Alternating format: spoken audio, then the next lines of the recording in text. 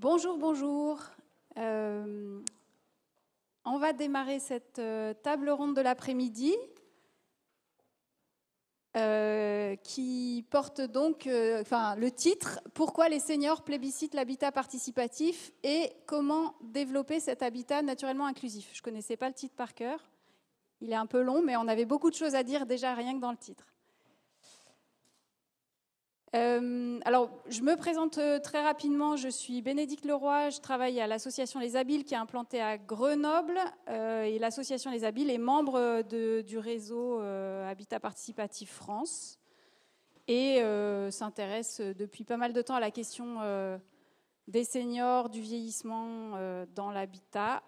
Voilà. Mais c'est pas moi qui vais parler cet après-midi. Vous avez autour de la table, autour de la scène, plein de gens qui ont des choses intéressantes à dire. Donc, je vais les présenter dans l'ordre où ils sont là. Elios Lopez, alors j'ai pas forcément les noms de famille de tout le monde, donc je vais dire les prénoms. Elios et Solange, qui représente l'habitat Chamarel, la coopérative d'habitat Chamarel. Michel, qui représente l'habitat Les Coteaux de la Chaudane. Ils se présenteront après, plus que Pierre, qui va faire l'introduction, qui est là pour représenter Habitat Participatif France. Laurent Gillet, qui est élu à Annemasse Agglomération et qui parlera en tant qu'élu tout à l'heure, et qui est membre du réseau national des collectivités en faveur de l'habitat participatif. Voilà, je crois que j'ai dit tous les mots. Christophe Lepay, qui est représentant ici de Malakoff Médéric. Malakoff Humaniste, pardon. Oula, oui. J'ai loupé une étape. Voilà, c'est ça. Claire Talowski, qui représente AG2R La Mondiale. Je peux dire tout. Nathalie Vosges, qui représente la CARSAT. Et Antoine Roffet, qui représente le projet d'habitat qui s'appelle Kéros. Voilà. Eh bien, je passe la parole tout de suite à Pierre et on peut démarrer cette table ronde. Merci Bénédicte et bonjour à tous. Peut-être juste pour me présenter un tout petit peu plus pour que vous sachiez d'où je parle. Donc j'habite moi-même dans un habitat participatif intergénérationnel à Fort-Calquier qui s'appelle l'Éco Libre. Je suis accompagnateur de projet à Reguin, donc je vois passer beaucoup de groupes avec une question autour des seniors qui est totalement récurrente. C'est pas pour rien qu'on se saisit de cette question à la fois en tant qu'Habitat Participatif France et puis en tant qu'accompagnateur. Et puis je suis également au conseil d'orientation d'Habitat Participatif France où je co-anime un groupe de travail avec Ludovic Parentis sur la question des seniors dans l'habitat participatif. Et j'en profite rapidement pour dire qu'il y a un guide qui est en cours d'écriture avec le soutien de Malakoff Humanis qui est consacré aux seniors dans l'habitat participatif et dont, voilà, pour ne pas susciter de faux espoirs, on vous promet qu'il sera sorti à la fin de l'année. On espère plus tôt, mais voilà, fin de l'année, on le diffusera. Donc pourquoi est-ce qu'on a fait cet atelier? Alors je vais vous dire d'où est venue la question chez moi. C'est-à-dire que moi, je suis accompagnateur, je vois beaucoup de projets d'habitat participatif et 60-70% des candidats, c'est des seniors. Alors, je ne suis pas le seul à constater ça. Je pense que j'ai d'autres collègues qui constatent la même chose. Il y a des groupes qui constatent la même chose. Et il y a presque un drame, il ne faut pas exagérer, parce que c'est du potentiel pour l'avenir, mais en tout cas, une interrogation qui se fait, c'est que de plus en plus, les groupes veulent être intergénérationnels. Souvent, des seniors sont au démarrage, puis très vite, ils bloquent l'entrée pour les seniors, ils mettent des quotas pour les jeunes, parce que sinon, ils n'ont pas assez de jeunes. Et du coup, il y a plein de seniors qui veulent faire de l'habitat participatif, qui frappent à la porte d'un groupe, et on leur dit « Ah, désolé, mais tu as passé 60 ans, c'est trop tard ». J'imagine que dans la salle, il y a des gens qui ont été confrontés à ce genre de problématiques, parce que ça devient récurrent. C'est-à-dire que c'est quelque chose qui, aujourd'hui, chez les seniors, est extrêmement attractif, et on va essayer de discuter dans cette table ronde et de voir pourquoi c'est aussi attractif. Ça représente en tout cas des vraies pistes intéressantes sur la question du bien vieillir, et de bien vieillir jusqu'au bout de la vie, et pas simplement comme une étape intermédiaire à finalement une fin de vie qui rejoindrait le le droit commun des EHPAD ou de la vie seule à domicile. Donc quelque chose qui a une ambition qui est assez forte, qui suscite beaucoup d'espoir et en plus qui est porteur de projets pour l'âge de la retraite quand on est encore jeune. Mais bon, très clairement, on manque aujourd'hui d'habitat participatif par rapport au nombre de personnes qui sont intéressées. Donc on travaille sur cette question et notamment on commence à réfléchir sur qu'est-ce qu'il faut prévoir quand on crée les habitats participatifs, sur quoi il faut réfléchir pour faire en sorte qu'ils puissent tenir leurs promesses et qu'on puisse avoir effectivement des habitats participatifs dans lesquels on vit bien jusqu'au bout, en tout cas le plus longtemps possible. Alors pourquoi est-ce que c'est aussi attractif? Je vais peut-être rappeler juste peut-être des portes ouvertes pour la plupart d'entre vous, mais qu'il faut bien quand même rappeler. L'habitat participatif, il offre le gros avantage de proposer à la fois la sécurité qu'on peut trouver quand on est dans un établissement, et l'autonomie qu'on a quand on est chez soi. C'est-à-dire qu'il y a la sécurité du collectif bienveillant qui peut vous accompagner, qui peut vous aider au quotidien, et puis surtout avec lequel vous êtes en lien. Et puis on est chez soi, on n'est pas dans un établissement, on n'est pas déraciné, donc on conserve ses repères. Deuxième gros avantage, c'est le fait de rester en lien, et ce qui est quand même pas toujours facile quand on quitte la vie active.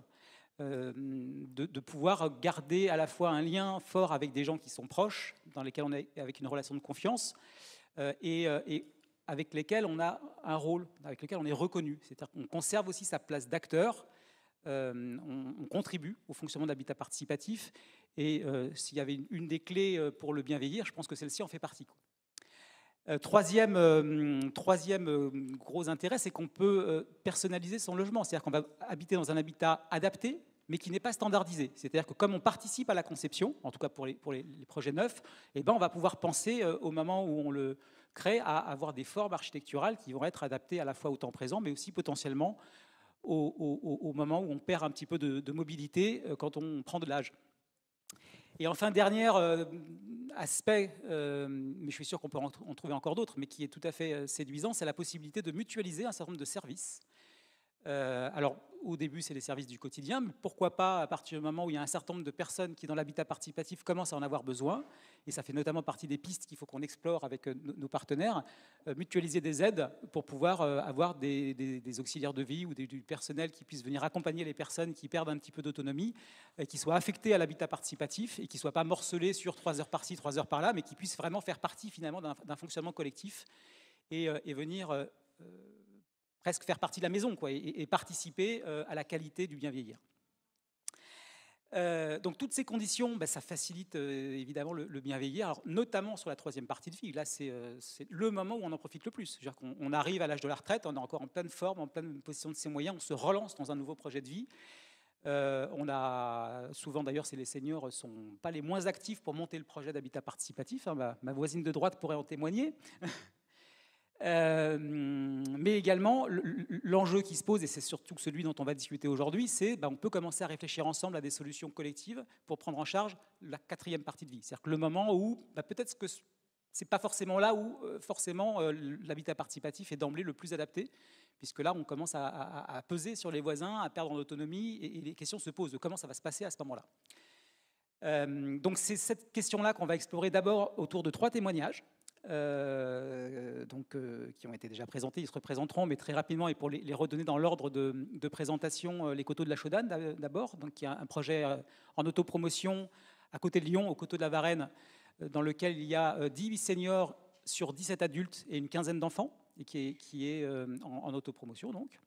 Deuxième projet, Chamarel, coopérative d'habitants que tous les Lyonnais connaissent déjà et plus parce que ça fait justement partie des premières coopératives exclusivement seniors, donc premier intergénérationnel, deuxième très senior pour pouvoir bien voir les diversités.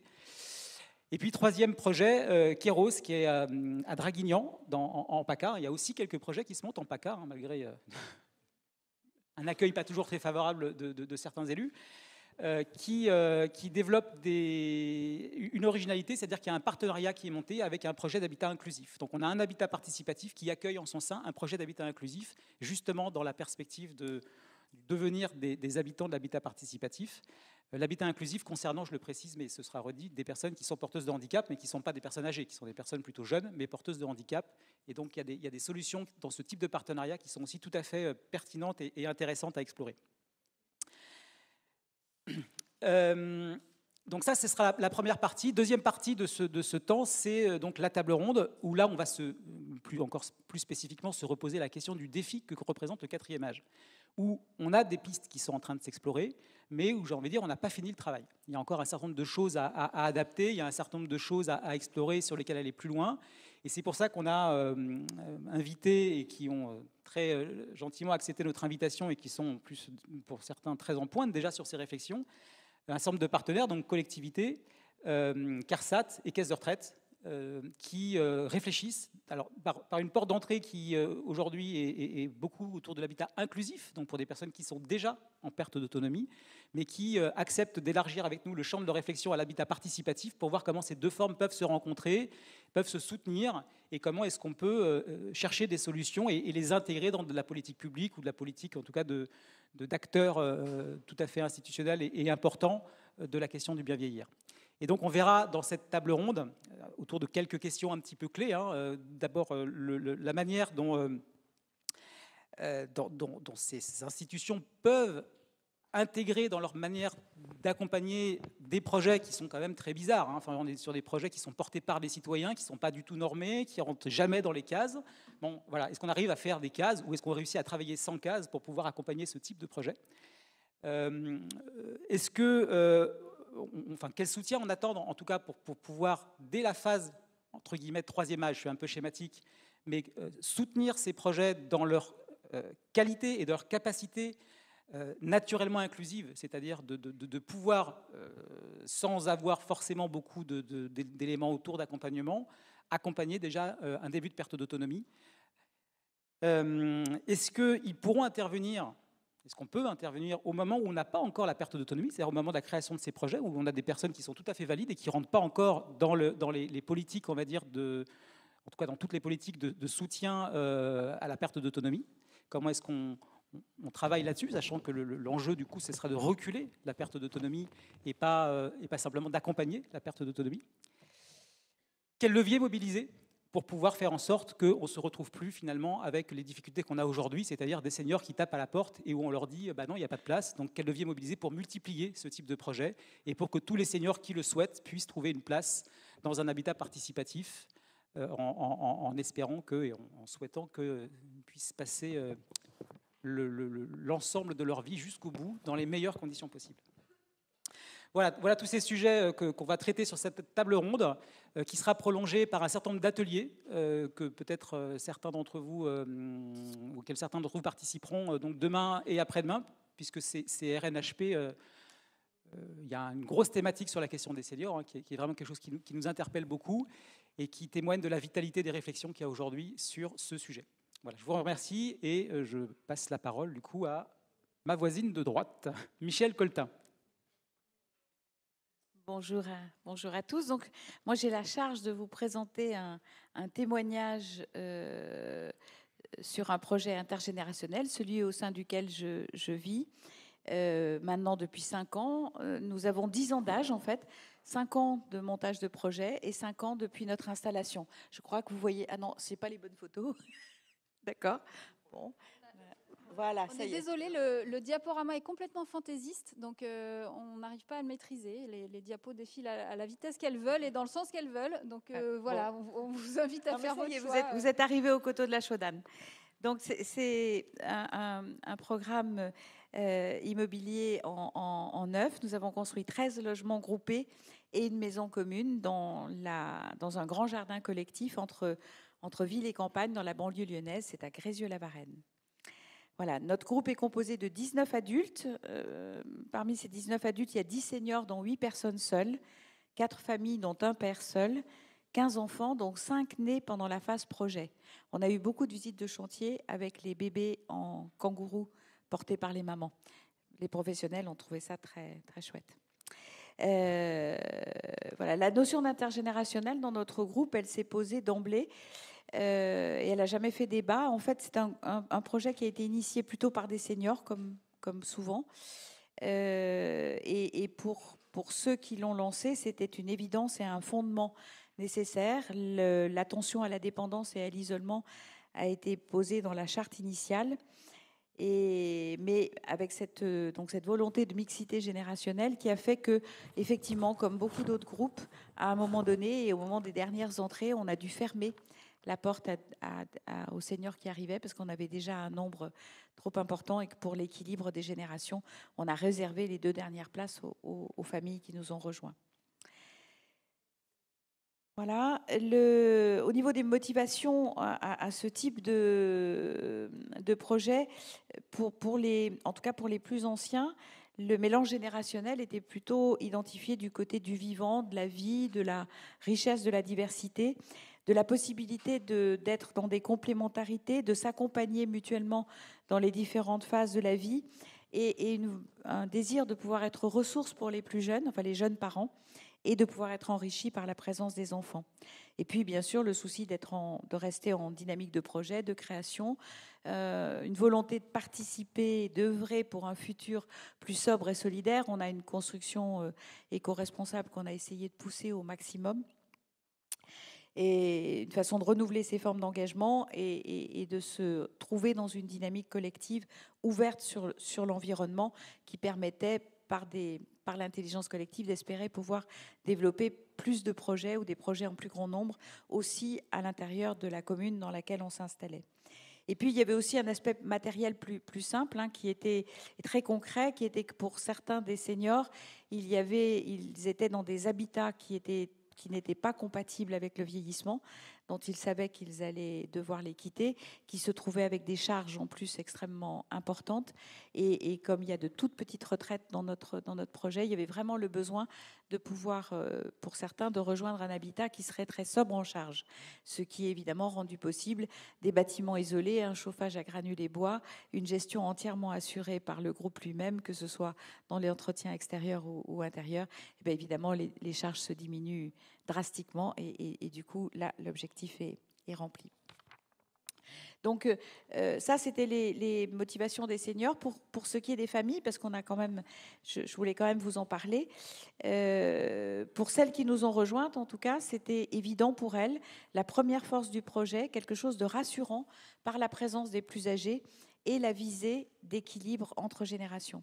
Ils avaient une motivation pour que leurs enfants puissent cohabiter avec une diversité d'adultes d'âge et de cultures différentes, et évidemment un intérêt pour les échanges de services possibles. Il faut noter que les jeunes qui nous ont rejoints sont plutôt des jeunes parents qui ont rejoint la région lyonnaise pour des raisons de mutation géographique, qui ont en fait eu dans leur vie familiale propre l'expérience de liens intergénérationnels riches et soutenus avec leurs aînés, mais qui souffrent de l'éloignement actuel avec leur famille d'origine et qui n'ont aucun soutien familial de proximité. Voilà, donc ça c'est pour vous donner un peu l'idée des attentes de départ. Et puis comme on a 5 ans d'âge et qu'on m'a proposé de témoigner au titre de l'intergénérationnel, et ben ça a été l'occasion pour notre groupe de faire un peu un bilan, 5 ans après l'emménagement, finalement, qu'est-ce que les uns et les autres peuvent dire de cette vie en intergénérationnel.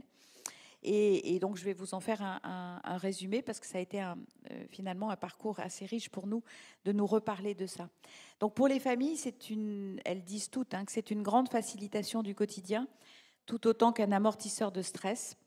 On parle chez nous de deuxième cercle rassurant, soutenant, avec la présence de grands-parents secondaires. On a des grands-mères de coloriage. Et puis, une d'entre nous dit c'est le meilleur endroit pour avoir des jumelles. Voilà. Les jumelles n'étaient pas prévues au programme, mais elles ont été accueillies avec joie. Et puis, un facteur d'avancée aussi des projets collectifs, parce que les seniors ont du temps pour faire avancer, préparer des courses pour que les choses puissent se faire le week-end. Voilà, mais tout le monde insistant sur l'intérêt d'être suffisamment nombreux et avec une pyramide des âges équilibrée. Parce qu'en fait, chez nous, effectivement, il y a quand même tout un groupe senior, donc il y a toute une entraide inter-senior. Il y a un groupe famille, donc il y a toute une entraide inter-famille. Et puis, il y a des entraides intenses, intergénérationnelles. Mais c'est rendu possible par notre nombre. On a interrogé les enfants, et les enfants ont pu dire que leur joie, c'était d'avoir un grand jardin, ou trouver d'autres enfants et pouvoir jouer avec des plus grands et des plus petits, trouver des personnes âgées qui avaient plus de temps auxquelles on peut faire des gâteaux et proposer des spectacles, Et puis, et ça, je crois que c'est ce qui, moi, m'a le plus touchée, avoir autour de soi du monde et toujours des personnes disponibles en cas de besoin. Voilà. Et pour ce qui est des seniors, là aussi, le bilan 5 ans plus tard est vraiment très positif, avec le constat d'un circuit du don très diversifié, générant moins de sentiments de dette, parce qu'on est vraiment dans un contrat collectif. Ce n'est pas de 1 à 1, tout le monde est appelé à donner, à recevoir, à un moment à un autre, à un endroit à un autre. Chacun est là avec ce qu'il est. Tout besoin peut être entendu. On se donne mutuellement de la liberté et des moyens, et chacun permet à l'autre d'être utile. Cela permet une sécurité de voisinage qui est dynamique, qui rassure d'ailleurs beaucoup les familles des personnes âgées seules, qui vivent loin donc de leurs parents et qui le savent seuls, mais qui, de le savoir en habitat participatif, sont bien rassurés. Et puis, c'est la possibilité aussi pour certains des seniors d'avoir un logement plus petit en se retrouvant seuls, mais tout en étant dans un lieu qui permet d'accueillir dans de très bonnes conditions ses enfants et ses petits-enfants, avec évidemment un habitat qui est adapté aux enfants, puisqu'on en a 15 quand même voilà, sur l'habitat. Donc, en tout cas, pour tous, 5 ans après, il y a l'idée qu'avec ce qu'on a déjà traversé, on saura trouver ensemble des solutions aux différentes situations qui se présenteront à nous. Et je voudrais signaler deux situations rapidement que nous avons eu à vivre, qui n'avaient évidemment pas du tout été prévues, mais qui se sont traversées. L'une d'entre nous a dû faire le choix d'accueillir ou non son parent dépendant, devenu brutalement dépendant à 91 ans suite à une maladie. Et en fait, elle a pu décider de l'accueillir grâce au collectif présent, sans lequel ça aurait été trop lourd pour elle, alors qu'elle est encore en activité et vit seule. C'est-à-dire que là, elle sait qu'elle a des relais de présence au sein de notre groupe auprès de son père et en même temps la possibilité pour elle en tant qu'aidante de pouvoir se ressourcer très facilement parce que les enfants peuvent venir la chercher pour aller faire un tour de vélo, qu'elle peut partir participer à un temps collectif ou rejoindre un moment avec 2-3 voisins et que tout ça peut lui permettre de supporter la charge de pouvoir, en plus de son travail, être aux côtés de son père. Bien évidemment, il y a tous les services de soins à domicile, etc. Mais on sait très bien que ça ne fait pas tout. Voilà. Et depuis, on va dire que, en tout cas, ça a été une condition de faisabilité pour elle. Lui va beaucoup mieux depuis qu'il est chez nous, parce qu'il est aussi associé par les enfants au temps de vie collectif et par nous tous. Et que nous avons intégré une 4e génération qui n'était pas du tout prévue dans le projet initial. Donc ça, on va dire que c'est plutôt un aléa heureux qui nous a fait inventer un possible qu'on n'avait pas imaginé. On en a eu un plus triste à traverser parce qu'on a eu l'année dernière notre plus âgé, le plus âgé d'entre nous, qui avait un peu plus de 80 ans, dont la maladie grave s'est accentuée et qui s'est trouvé en fin de vie. Et là, on s'est trouvé face à un accompagnement de fin de vie en plein confinement, mais on a pu porter finalement et dans une organisation en soins palliatifs à domicile. L'équipe de soins palliatifs à domicile ayant intégré un jeune père de famille de notre groupe qui est aide-soignant et qui a rassuré beaucoup la compagne de celui qu'on accompagnait et tout le groupe et qui a été complètement intégré par l'équipe de soins palliatifs. Et du coup, on a pu traverser cette période avec lui de manière la plus douce, on va dire, possible, en pouvant aussi accueillir ces enfants qui venaient de Grèce et qui ont été logés chez nous. Donc, quand on sait les drames qui ont été vécus pendant le temps du confinement, nous, on a eu le sentiment de pouvoir vivre quelque chose de tout à fait exceptionnel. Et là, un chemin s'est construit, voilà, aussi du fait de notre, on va dire, de l'habitude que nous avons à essayer de trouver des solutions aux problèmes au fur et à mesure où ils se posent. Donc, en conclusion, je voudrais juste dire que si on a pu vivre ces événements et inventer comment les porter, c'est aussi que la dimension d'autopromotion, le fait d'avoir porté notre construction, je pense que vous avez vu quelques photos là, était maître d'ouvrage, ça nous a confrontés à tout un tas d'aléas, d'imprévus, à une confrontation entre générations pour se grouper et les construire, et que ça, c'est un formidable outil de construction collective. Nous apprenons à gérer collectivement projets et difficultés, et que ça nous a permis aussi d'avoir ces fameux communs assez généreux avec notre grande maison commune qui nous donne beaucoup de possibilités, évidemment, pour trouver des solutions alternatives en cas de souci. Donc, on ne prétend pas couvrir tous les besoins, mais on voulait témoigner des effets précieux que nous avons pu constater dans ces 5 premières années sur les ressources que pouvaient offrir ces formes d'habitat et la richesse qu'elles peuvent représenter pour les seniors, évidemment, mais aussi pour les jeunes familles et pour les enfants. Voilà, je vous remercie.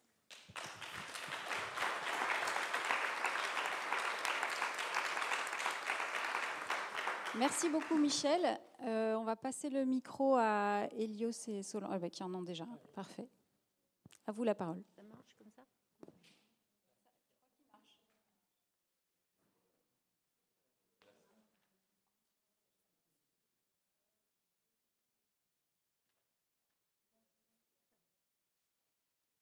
Bonjour. Ça marche ? Oui. D'accord. La question initiale qui a amené 3 personnes à élaborer le projet devenu réalité était: comment éviter à nos enfants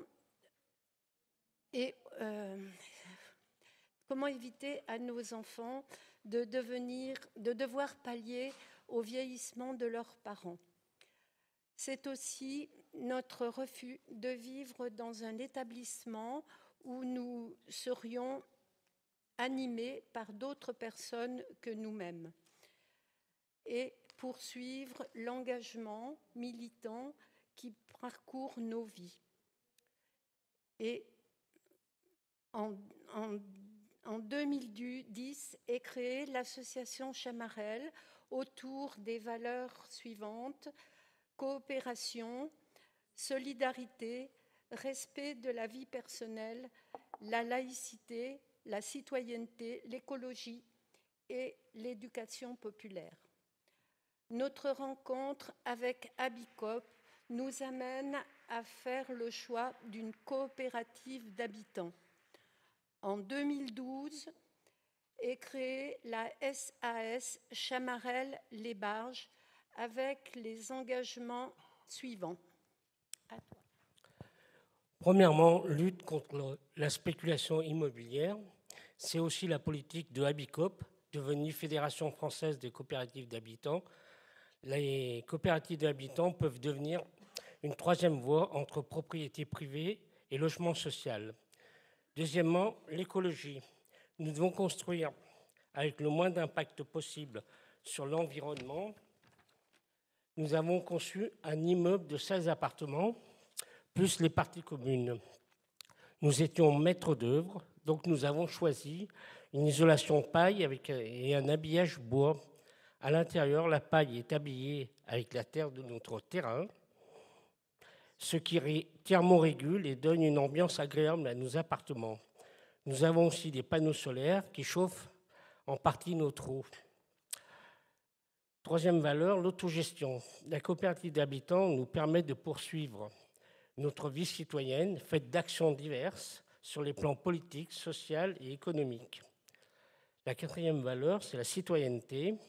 Chaque habitant est actif et responsable au sein de la coopérative.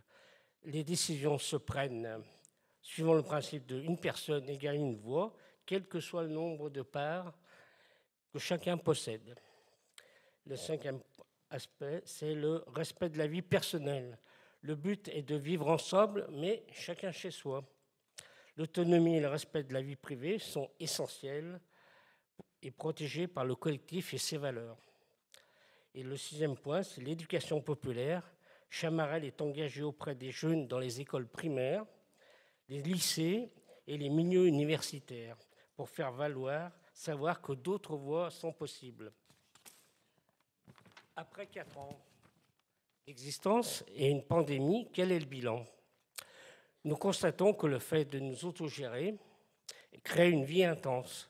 Nous entretenons les espaces verts, le jardin, le compost, le bâtiment. Nous assurons l'accueil de visiteurs, plus de 1200 à ce jour. Nous organisons des spectacles et des expositions. Toutes ces activités nous maintiennent en bonne santé. Les responsabilités prises par les résidents entretiennent un dynamisme personnel et collectif.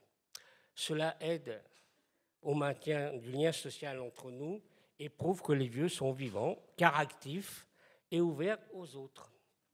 Lors des 2 confinements, nous avons à la fois veillé à la stricte application du protocole anti-Covid et pris soin les uns des autres de façon bienveillante en se renseignant sur le moral et la situation sanitaire de chacun. Les courses ont été faites en commun. Sur la santé, je voudrais ici apporter une observation faite par un habitant dont l'épouse est atteinte d'une maladie dégénérative.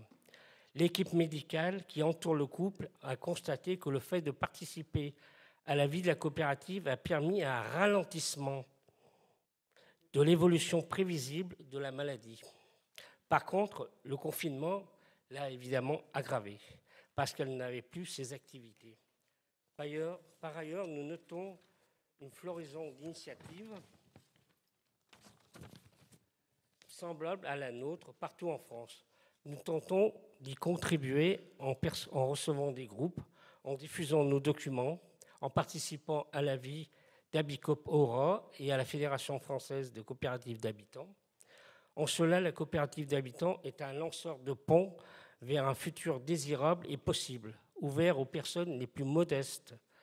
Pour cela, certains responsables de caisses de retraite et de mutuelles, comme la CARSAT, AG2R, la MGEN, Malakoff Médéric, ont cru en notre projet et nous espérons bien qu'ils seront présents pour accompagner les futures coopératives d'habitants qui éclosent ça et là. La SAS a perçu l'aide financière de la région Rhône-Alpes, de la CARSAT, de la MGEN, de AG2R. Les garanties ont été données par la ville de Vaux-en-Velin, de Grand Lyon Métropole et de l'Est Métropole Habitat. Nous avons évidemment réfléchi à la pérennité de notre système. Actuellement, la pyramide des âges se situe entre 62 et 81 ans. Nous pensons qu'au fur et à mesure du temps, il y aura la relève avec de jeunes retraités intéressés eux aussi par notre mode de vie. La solidarité qui existe entre nous nous permet d'envisager de vivre à Chamarelles-les-Barges le plus longtemps possible. La vraie difficulté est la perte des facultés psychiques qui ne permet plus à une personne de prendre des décisions. L'immeuble est conçu pour permettre à des handicapés lourds d'être relativement confortables. Et évidemment, les aides extérieures sont toujours possibles. Voilà, on s'est arrêté là.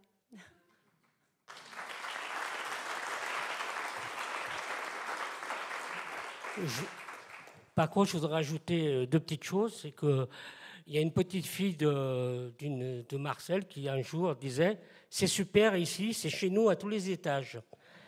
Et d'autre part, ma petite fille à moi a appris à faire du vélo à Chamarelles.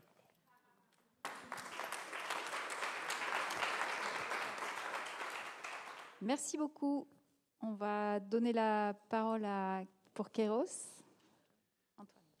Oui, bonjour tout le monde. Alors tout d'abord, je remplace Martine, ma belle-sœur qui devait venir, donc je serai peut-être moins éloquent qu'elle, parce que c'est elle qui avait préparé un peu la chose. Donc Draguignan, c'est une petite commune de 45 000 habitants dans le Var. On n'est pas du tout sur la côte. Et on a été aidé par la mairie qui a bien joué le jeu du participatif, puisqu'on a eu une création sur le plan local d'urbanisme d'une zone dédiée à l'habitat participatif. Voilà, donc on peut construire que ça là où on est. Bref, donc du coup, c'est un projet qui est né il y a, je dirais, une vingtaine d'années avec ma belle-sœur et moi, parce qu'on y pensait depuis longtemps. Et puis avec une bande de potes, un jour, on s'est dit, bon, ce serait un peu débile de vieillir chacun dans son coin, alors qu'on a de la place, on a des espaces. En l'occurrence, chez ma belle-sœur, il y a 3 hectares, et c'est là-dessus que se fait le projet. Donc, le projet va démarrer au mois d'octobre, enfin la construction. Parce que ce projet, il a démarré en 2014 avec la création un groupe qu'on a appelé Vieillir Ensemble. Donc déjà, ça signifiait qu'on voulait être essentiellement des personnes autour de la retraite. Ça tournait autour de 60, 65 ans. Bien sûr, comme tous les groupes, le groupe a bougé, évolué. On s'est formé, enfin plusieurs se sont formés auprès de Regain, donc beaucoup avec Pierre qui est là, qui nous a beaucoup aidé.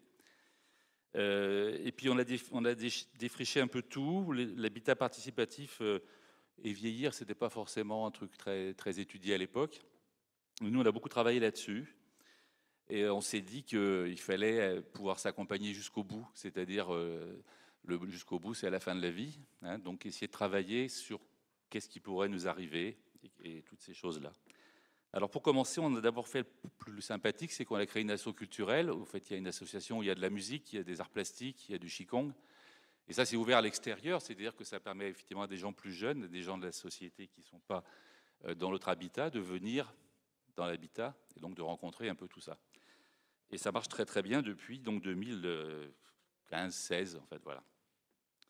Et puis la réflexion monogénérationnelle, intergénérationnelle, elle s'est imposée petit à petit au niveau du groupe, parce qu'on s'est rendu compte quand même en réfléchissant un peu que si on avait tous 60, 65 ans, 20 ans plus tard on en aurait 85 tous, et que ça allait finir par devenir, comme dirait ma belle-sœur, un mouroir bien sympathique, mais un mouroir quand même. Donc on s'est dit effectivement, arrêtons le monogénérationnel et puis allons vers l'intergénérationnel. Ce qui, pour des raisons, il fallait beaucoup travailler pour que la vieillesse, elle ne pèse pas sur ces plus jeunes.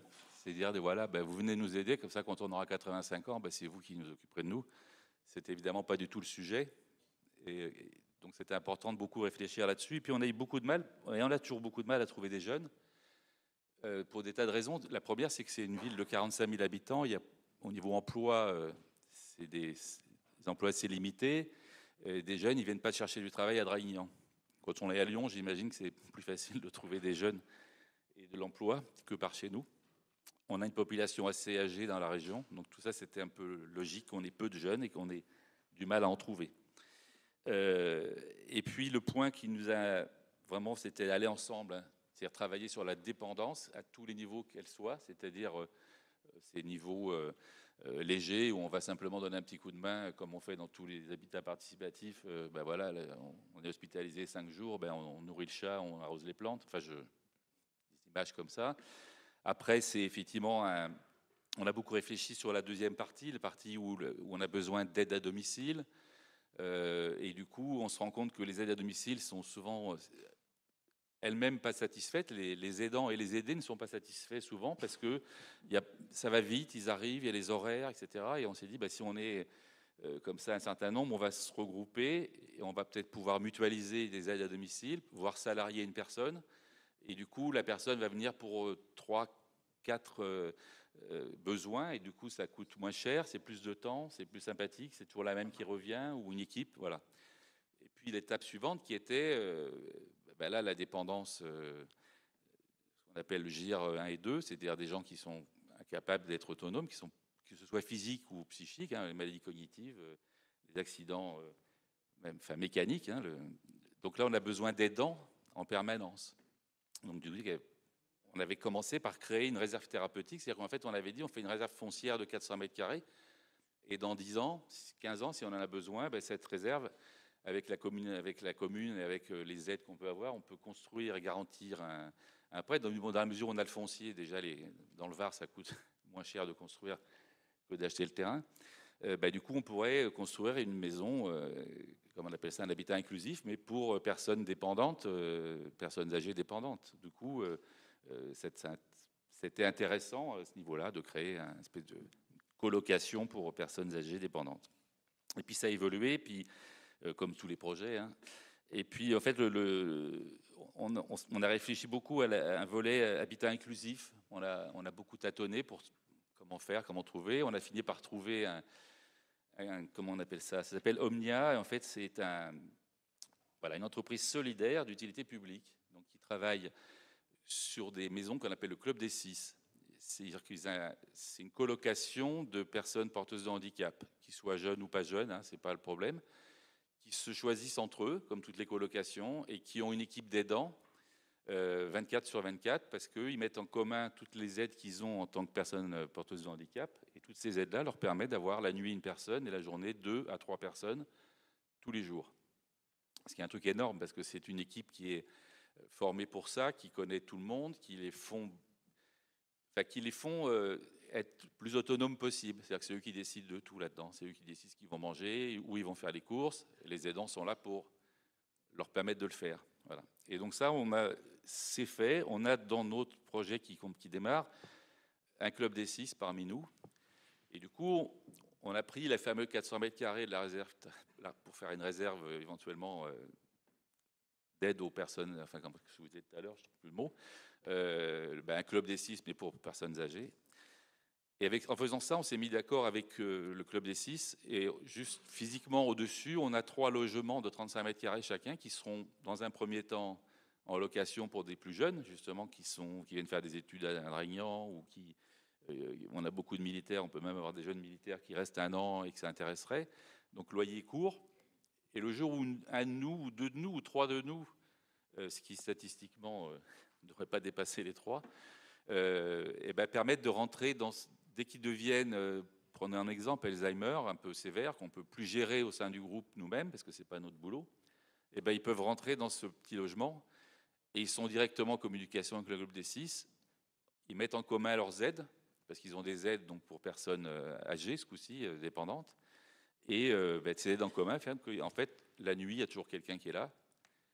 Ils ont plus d'aidants dans la journée. Ils font des travaux en commun avec le Club des 6 et avec les habitants de l'habitat. Donc on en est à peu près là. Les travaux commencent, on est ravis. On a 20 logements. On a des jeunes quand même. Il nous en reste un, on voudrait une famille. Voilà. Parce que c'est vrai qu'au début, on ne voulait pas trop d'enfants, contrairement au premier projet qui est super. Mais il y en a chez nous qui ne voulaient pas être les papis et les mamies. Voilà, les jeunes vont bosser et on fait tout le reste. Quoi. Il y en a qui n'en voulaient pas du tout. Comme quoi, les populations ne sont pas toujours les mêmes. Hein, et ça a évolué. Et maintenant, on aimerait bien avoir une famille ou 2 avec des enfants. Donc, il nous reste encore de quoi faire. Je vais conclure en disant que tout ce qu'on a fait là, on l'a été accompagné par Regain. Enfin, je l'ai dit au début, mais je le redis parce que ça a été hyper important. Et je crois que si il n'avait pas été là, si Regain n'avait pas été là, et Pierre Lévy en particulier, je crois qu'on serait encore en train de labourer là. Voilà, je vous remercie.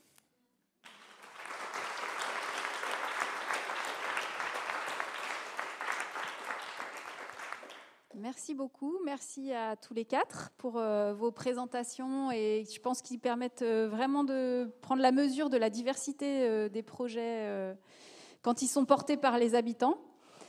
Du coup, on va tout de suite passer à la deuxième partie de notre table ronde. Et ce qu'on a invité nos 4 autres intervenants à faire, c'est à réagir en fait à ce qu'ils viennent d'entendre. Alors bon, ils vont pas réagir complètement au pied levé, ils ont un petit peu préparé quand même. Mais voilà, on leur a posé la question, en quoi ça vous inspire et en quoi ça vient rejoindre vos enjeux à vous, en tant qu'institution, en tant qu'élu, sur l'habitat senior. Voilà, donc à vous la parole.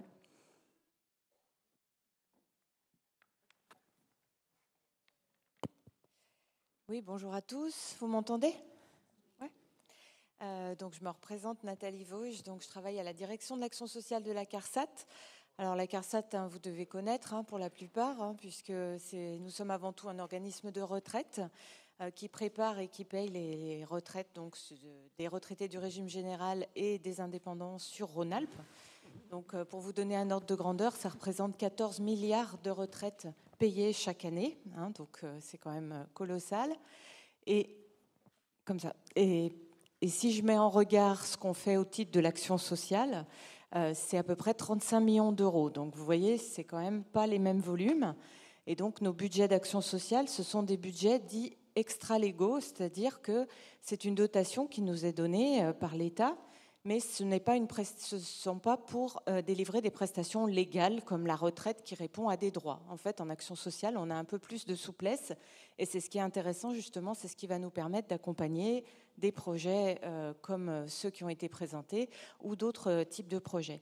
Alors, moi, tout ce qui a été dit, ça fait beaucoup écho avec ce qu'on fait tous les jours, en fait, parce que notre vocation première en action sociale, c'est d'anticiper un vieillissement en mauvaise santé. Aujourd'hui, en France, on a une très très bonne espérance de vie, en général.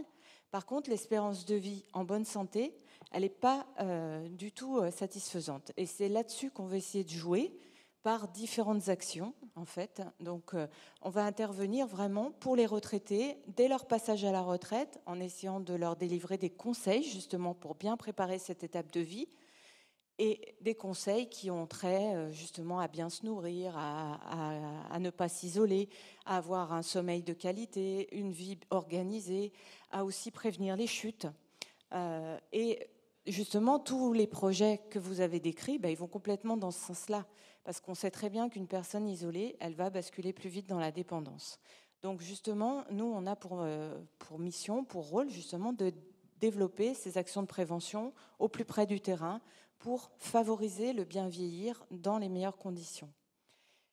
Également, ça se traduit par des actions sur l'habitat, parce qu'on sait aussi là que l'habitat, il est parfois facteur de risque. Alors, avant d'arriver dans l'habitat participatif, souvent on vieillit chez soi, et là on peut rencontrer aussi des difficultés, parce que y a des choses qui sont mal placées ou un éclairage qui est mal organisé. Et notre mission, c'est aussi de sensibiliser les retraités à cela, et à les inciter à adapter leur logement pour éviter une chute notamment.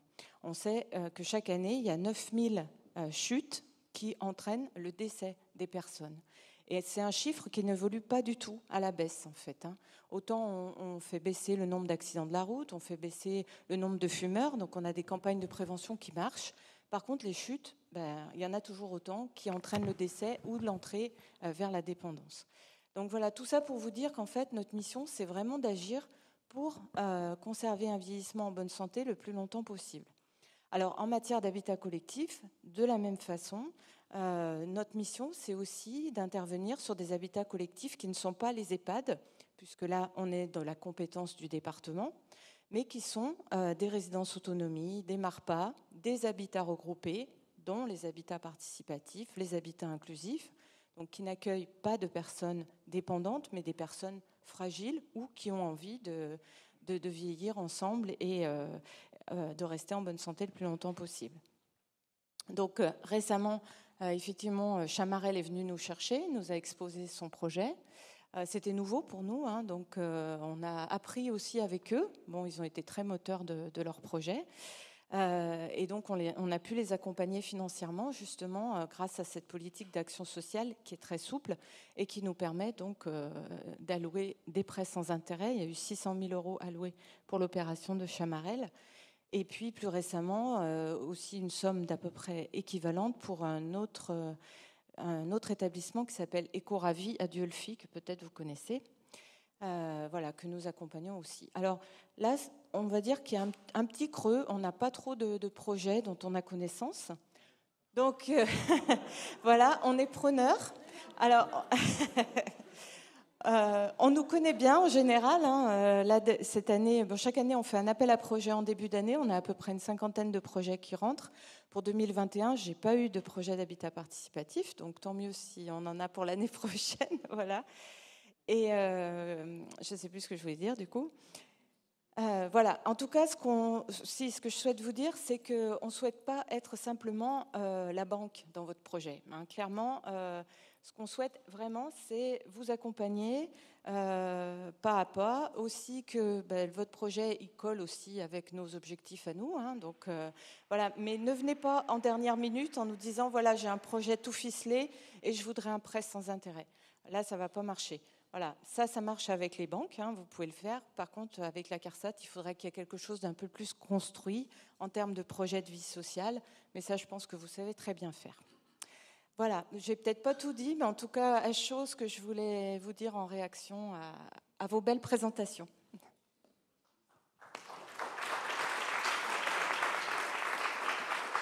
Juste une précision, vous aidez les projets en location comme en accession ou uniquement en location? Parce que Chamarel et Dieu le Fils, c'est des coopératives d'habitants en location. Est-ce qu'un projet comme Kéros ou comme les Coteaux de la Chaudanne, qui sont dans SCIA, donc plutôt en accession, peuvent aussi avoir un soutien de la CARSAT? Est-ce que c'est uniquement de l'accession à la propriété, c'est-à-dire vous êtes vraiment propriétaire des logements individuels par biais d'une SCI? En fait, il faut quand même qu'il y ait une structure collective, c'est-à-dire il n'y aura pas d'aide financière allouée à chaque individu. Hein. Il faut quand même qu'il y ait une structure collective, comme Chamarel, une association. Ou une, enfin, voilà. On est en structure collective quand on est en propriété collective en attribution en jouissance. D'accord. Mais sinon, on a pu aider des ventes en l'état futur d'achèvement. Je ne sais pas si ça rentre dans ce que vous évoquez. Non ? Bah, il faudrait regarder, ouais. Il faudrait regarder exactement. On avait entendu à Nantes, tu te souviens Pierre, qu'il y avait un projet qui avait été, mais je ne me souviens plus la région, de SCIA justement d'attribution, qui avait été largement aidé par la CARSAT de sa région. Donc ça veut dire que, en tout cas ailleurs, ça a déjà été possible. Et après, c'est vrai que, voilà, on peut imaginer que ça dépend de la proportion du nombre de seniors présents dans le projet. Complètement. Voilà. Ça, c'est sûr. Mais oui, parce que nos fonds sont issus des cotisations retraite. Donc, effectivement, l'aide sera proratisée au nombre de retraités présents dans la structure. Mais du coup, ça aurait été tout à fait possible pour nous, par exemple, parce qu'on en a beaucoup et avec de très petits revenus. Mais en fait, on ne les a pas sollicités. D'accord. Je peux faire une petite précision pour le public, pour ce que c'est qu'une SCIA, c'est des sociétés civiles immobilières d'attribution. C'est qu'on est propriétaires de parts qui correspondent à un lot, c'était un logement. Donc on n'est pas, voilà, c'est une ESI, contrairement à une ESI simple, on est propriétaire des parts qui sont X% de l'ensemble. Là, on a un pourcentage, mais qui correspond à un lot, c'est-à-dire votre appartement, les parties communes, etc.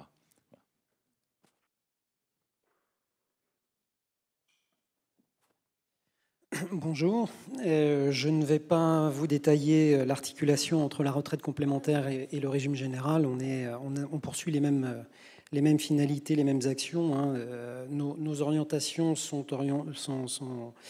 consacrées au bien vieillir, agir pour le bien vieillir et l'accompagnement aussi des personnes qui commencent à rencontrer des problèmes de perte d'autonomie. Alors, la question qui se pose, je crois qu'il y aura demain une table ronde.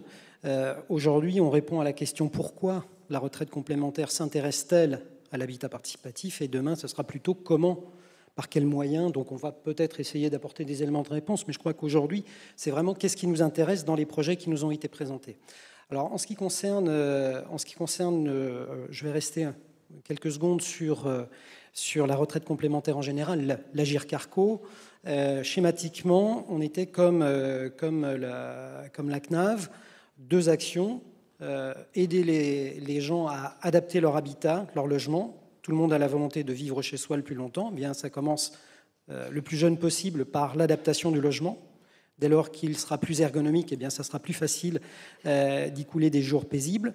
Et puis, l'autre action, contrairement là à la CNAV, a été de soutenir massivement le secteur des établissements, et cela depuis une 50aine d'années. Alors, les établissements médicalisés, non médicalisés, pour faire court, les EHPAD et les résidences autonomie. Et l'on a été sensible à l'éclosion, à l'émergence du phénomène que vous représentez, l'habitat participatif.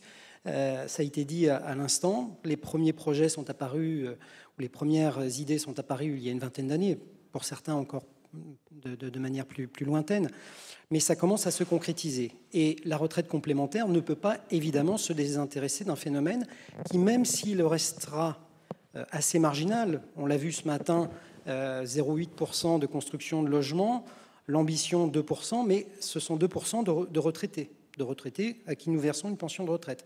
Donc, comme pour tous les autres retraités, nous devons nous intéresser à leur projet de vie. Alors, l'intérêt que nous avons marqué, et cela depuis 2018, avec Pierre, sur une recherche-action, et dont on voit aujourd'hui les résultats, ça a été justement, est-ce que l'habitat participatif peut être un moyen pour les gens qui vont y vivre de bien vieillir? Est-ce que ce sont des lieux où la prévention sera à son maximum.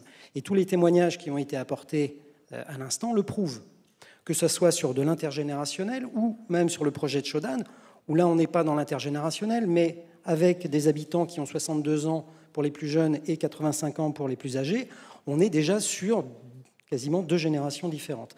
Donc ça, évidemment, ça nous a intéressés grandement. Tout ce que vous avez pu dire sur l'amortisseur de stress, sur la solidarité, sur la pyramide des âges, c'est évidemment des choses qui nous parlent. Alors, autre élément qui a fondé notre intérêt pour l'habitat participatif, c'est le rapport qui a été établi, qui a été rendu il y a exactement 1 an par Denis Piveteau et Jacques Wolfrom, et ce rapport a été demandé par le Premier ministre pour favoriser le développement de l'habitat inclusif. Et d'une manière tout à fait agréable à la lecture du document, les auteurs n'ont pas voulu conserver le terme d'habitat inclusif. Ils ont voulu lui donner l'appellation accompagner, partager et insérer. Et là, ça nous a soulagés et on a lu ce document avec beaucoup d'intérêt parce qu'on s'est dit, il fait d'une certaine manière le trait d'union entre la perception que nous avons, nous, dans notre politique d'habitat avec l'habitat participatif.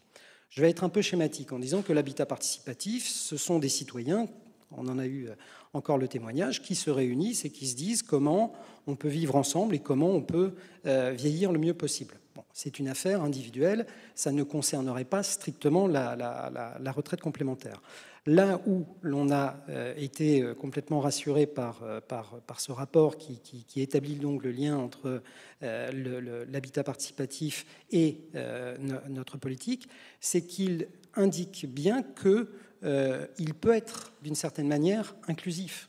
Et même si vous n'étiez pas sur Kairos dans un jumelage entre un habitat participatif et un habitat inclusif, nous estimons que l'habitat participatif est inclusif par nature. Et donc, on est aujourd'hui dans une situation un petit peu confuse, où on parle d'habitat inclusif, d'habitat participatif, de forfait habitat inclusif, d'aide à la vie partagée. Bon, on peut penser que sur le temps, tout cela va se réguler. Mais en tout état de cause, ce rapport a été pour nous extrêmement précieux parce qu'il nous permet d'intégrer pleinement l'habitat participatif dans nos axes, dans nos orientations pour favoriser le développement de ce type d'habitat et ne pas être uniquement focalisé sur l'habitat inclusif, ce qui pourrait être tout à fait normal pour des institutions de retraite. L'habitat inclusif étant destiné à des personnes en perte d'autonomie, donc des personnes âgées dépendantes ou des personnes en situation de handicap. Ça aurait été normalement l'orientation naturelle des institutions de retraite. Ce rapport, plus tout ce que vous avez pu dire, nous invite au quotidien à examiner les projets, à travailler avec les têtes de réseau. Ça nous apparaît extrêmement important. C'est connaître ce que vous faites dans vos projets. C'est aussi trouver des interlocuteurs représentatifs de ce qui se fait, de pousser des recherches. Et tous les témoignages qui ont été apportés cet après-midi nous rassurent pleinement sur ce que nous pouvons faire avec vous aujourd'hui et ce que nous ferons avec vous demain pour favoriser le développement de l'habitat participatif.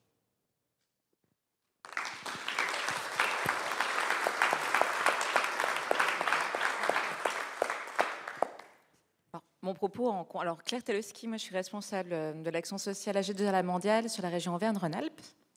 Alors, mon propos sera très humble parce que je ne suis absolument pas une spécialiste de l'habitat participatif. Par contre, je connais mieux le secteur gérontologique. Et pourquoi aujourd'hui il y a un tel intérêt, en tout cas pour les publics retraités, sur l'habitat participatif, même si l'idée n'est pas neuve. Mais pourquoi aujourd'hui, en tout cas, il y a plus de projets qui viennent aussi à nous, qui se concrétisent, et pourquoi aussi les pouvoirs publics, collectivités territoriales, bailleurs s'y intéressent. Alors, c'est un aspect, en fait, on parle beaucoup de révolution démographique et c'est un vrai moteur, en tout cas, sur la question de l'habitat. Parce qu'aujourd'hui, en effet, avec l'avancée en âge, notre système de protection sociale, qui était bâti sur 3 temps, sur la jeunesse avec la formation, l'aide temps d'activité et la retraite, est un peu bousculé. On a l'allongement de la durée de la vie et maintenant, à la retraite, on a 2 à 3 générations qui sont retraitées aujourd'hui. Vous avez les jeunes seniors, donc les 60-75 ans, plutôt dynamiques. On parle de Silver Eco, en tout cas, qui ont un intérêt fort, notamment en termes de consommation. On voit bien les acteurs économiques qui s'y intéressent. Nous avons un public, en tout cas, seniors avec on dirait des poly-mini-handicaps. C'est les 75-85. Ça va pas mal, mais on commence à avoir quelques soucis de santé, on se pose des questions quand même sur comment on va en son âge, et on a ce qu'on appelle plutôt le 4e âge, en tout cas les risques en tout cas liés au vieillissement qui sont accrus, c'est après 85 ans. Et aujourd'hui, en tout cas, cette révolution démographique fait qu'elle réinterroge la question de l'habitat. Avant, quand on avait 15 ans de retraite devant nous, on était propriétaire occupant de son domicile et on disait couramment moi je vais mourir dans la maison où je suis né. C'est un peu l'idée. Et cette avancée en âge, cette révolution démographique réinterroge la question de est-ce qu'on est propriétaire occupant retraité? Est-ce que ça a vraiment du sens pour favoriser en tout cas un parcours résidentiel? Alors par parcours résidentiel, c'est l'idée de pouvoir adapter son habitat à l'évolution des besoins et du contexte, en tout cas des retraités. C'est un vrai questionnement aujourd'hui. Donc cette question de la longue vie de ce parcours résidentiel, en tout cas, est vraiment, en tout cas, fait aussi pourquoi on s'intéresse aujourd'hui à l'habitat participatif, et on sait aussi je dirais une vraie interrogation des jeunes retraités qui ont souvent accompagné parfois eux-mêmes leurs parents ou beaux-parents en perte d'autonomie, qui se disent moi, j'ai pas envie d'aller en EHPAD, j'ai pas envie d'être une charge pour mes parents, ce qui n'était pas forcément le cas parce qu'on mourrait avant d'être, voilà. Donc, vraiment cette question d'avoir cette multitude de générations à la retraite fait qu'on se pose des questions qu'on ne se posait pas nécessairement il y a 20 ans. Et la question de l'habitat en est une. Sur l'habitat, alors pour nous, l'habitat participatif, c'est une solution intéressante. Elle reste, pour rejoindre les propos de mon voisin, une solution interstitielle, puisqu'aujourd'hui, nous, en tant qu'institution de retraite complémentaire et action sociale, notre idée, c'est de pouvoir favoriser ce parcours résidentiel et d'être un peu accompagné des solutions innovantes dans le champ de l'habitat. L'habitat participatif en est une, mais on en a beaucoup d'autres qui existent aujourd'hui. On a la colocation mono et intergénérationnelle. Nous avons les résidences autonomie. Nous avons l'accueil familial aussi, qui est quand même une solution peu connue d'habitat, mais qu'on essaie aussi de promouvoir. Vous avez l'EHPAD hors les murs, donc c'est comment on fait un suivi médicalisé, mais pas forcément dans un établissement, et les EHPAD. Donc ça reste une offre, et nous, notre positionnement, c'est comment on peut être, à un moment donné, un facilitateur pour permettre l'émergence de nouveaux modèles qui réinterrogent notre manière d'habiter et son adaptation à l'habitat. Alors, l'habitat participatif, il est particulièrement intéressant. Alors, en effet, aujourd'hui, on entre en dépendance. On a deux points d'entrée. Nathalie Vosges l'indiquait, la question de la chute. Ça peut paraître anecdotique, mais en Géronto, vraiment, le fait de chuter dans son habitat, avoir des difficultés de se relever, c'est un vrai risque d'entrer dans la perte d'autonomie, vraiment. Donc la question de l'habitat adapté, c'est un enjeu important. Et on s'aperçoit que l'isolement social est aussi un élément clé de l'entrée, d'accélération en perte d'autonomie. Et du coup, l'habitat participatif, il y est intéressant parce qu'il renforce ce qu'on appelle, alors en anglais, j'ai un anglais absolument exécrable, mais on appelle l'empowerment, c'est renforcer la capacité d'agir. Et de par la définition de l'habitat participatif, qui fait que c'est un habitat qui est réfléchi et géré par ses propres habitants, ça renforce la citoyenneté de la personne âgée. Et c'est un vrai enjeu, en tout cas pour les acteurs gérontologiques, de dire que cet habitat sous cette forme peut permettre de ralentir, en tout cas, les risques liés à l'avancée en âge. Et cette capacité d'agir est vraiment intéressante. Donc, du coup, moi, je suis ravie d'entendre des premiers bilans d'habitat participatif. On n'a pas encore beaucoup de recul sur cette question-là. Et j'aurais plaisir à rencontrer, en tout cas, d'écouter d'autres témoignages au fil des 2 jours. Merci.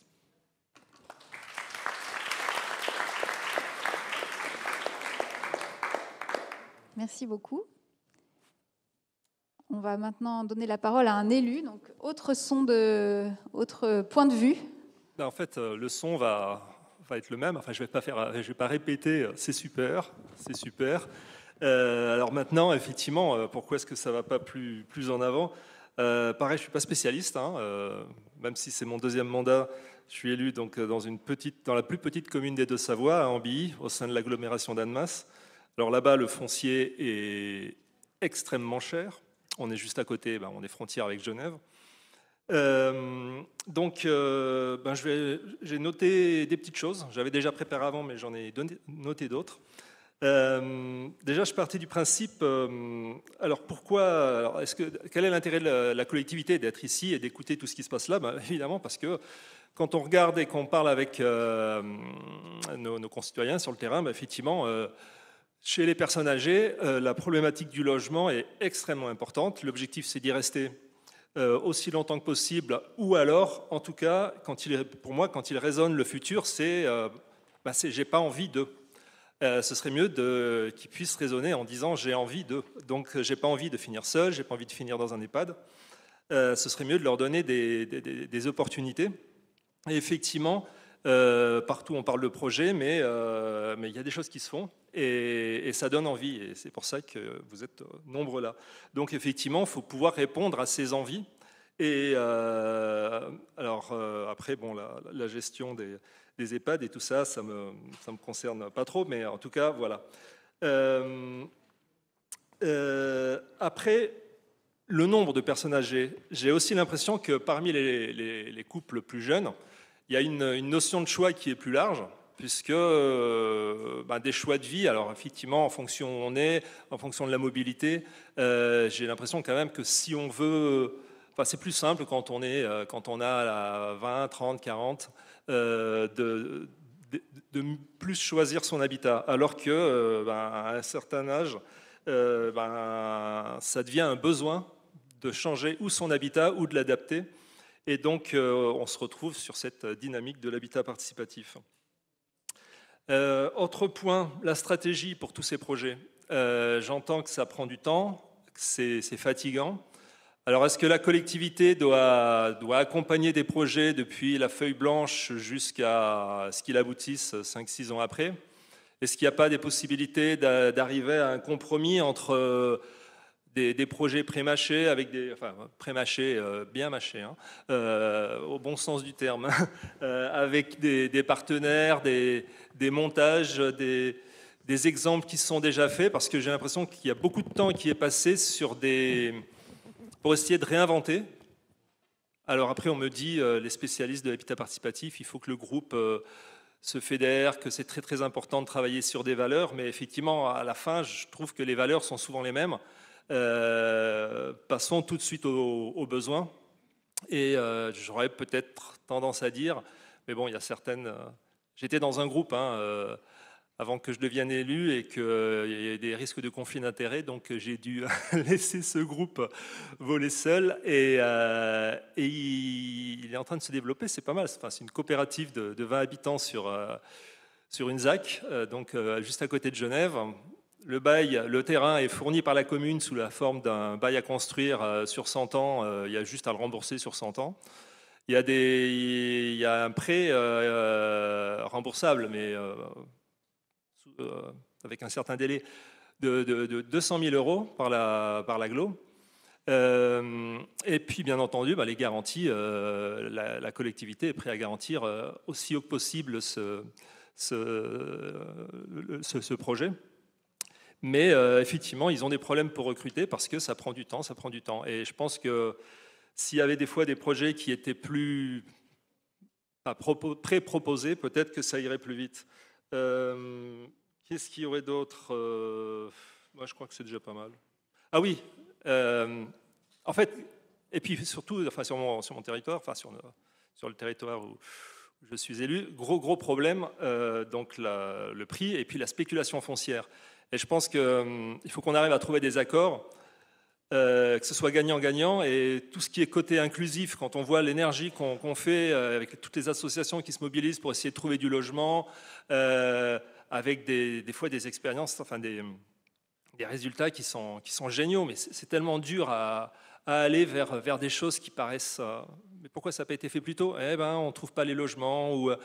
il y a des personnes formidables qui aujourd'hui sont dans l'habitat inclusif, ou qui ont des handicaps, mais qui apportent tellement. Sur Lyon, j'ai un oncle qui travaille beaucoup avec la trisomie 21. Hier soir, j'ai appris que c'est sa fille qui est dans un logement qui n'est pas participatif, qui avait, il y a de ça 3 ans, proposé de faire la fête des voisins parce que se demandait pourquoi est-ce qu'on ne faisait pas la fête des voisins dans cet appartement alors que chez eux, on le faisait bien. Donc, vis-à-vis de cet habitat inclusif, Je pense que les collectivités peuvent mettre beaucoup, mais il ne faut pas forcer la main au groupe. Mais si effectivement, si on laisse les groupes se construire sur la base d'une page blanche sans leur proposer des choses, en leur disant, bah voilà, nous on aimerait ça, vous en fait, qu'est-ce que vous nous proposez, qu'est-ce que vous avez envie de faire?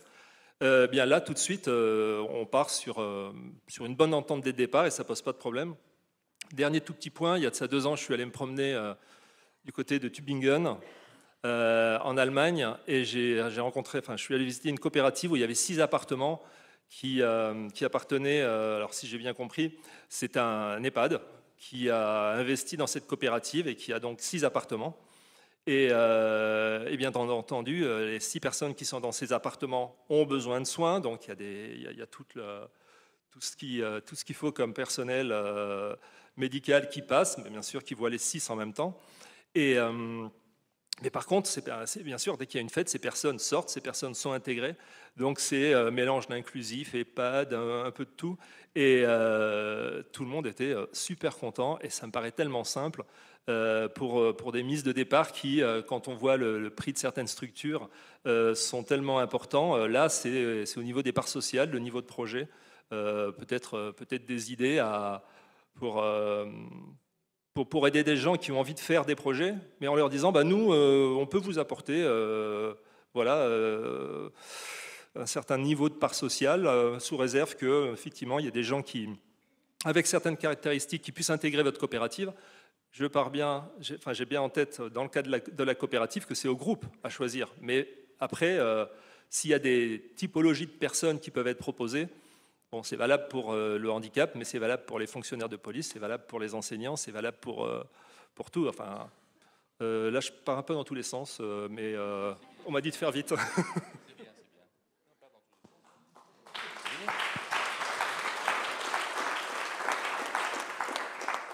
Merci beaucoup. Merci à vous tous pour vos interventions. Merci d'avoir respecté scrupuleusement le timing qu'on vous avait donné, à tel point qu'on a même un peu plus de temps que prévu pour les questions.